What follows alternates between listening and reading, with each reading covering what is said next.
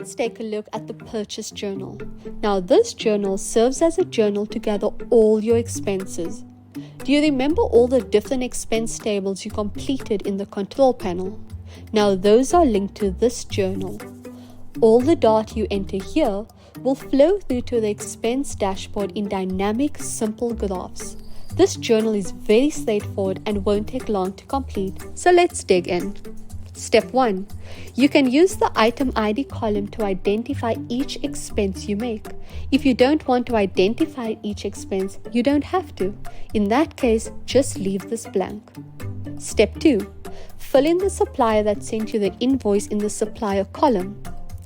In the indirect and direct expense type columns, you'll enter the expense type.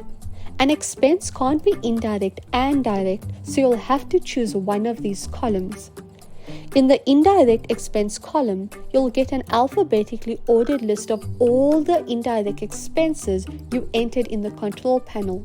Now, these could include financial, tax, and non-operating expenses. This list excludes the expenses you entered in the direct expense table of the control panel. Only use the direct expense type column for direct expenses that are related to the production of your items. You can also manually write the expense types instead of using the drop-down list. Step 4. Enter the date of the invoice you received from your supplier or the date of the day you made the expense. The next two columns are automated with formulas. Make sure to not overwrite these. Step 5. In the cost column, you'll enter the cost of the good or service you just bought from your supplier. This amount should be the amount excluding sales taxes. Step 6. In the tax column, you can enter the percentage of sales tax your government imposes. If your government doesn't impose sales tax, you can leave this blank.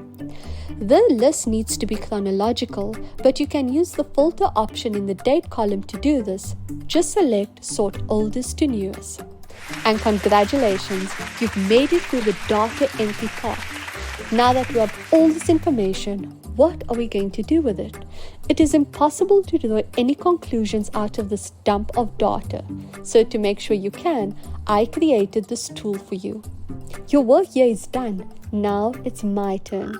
In the following chapters, I'll run you through every single graph and give you tips and tricks on how to think about your business and drive better decision making.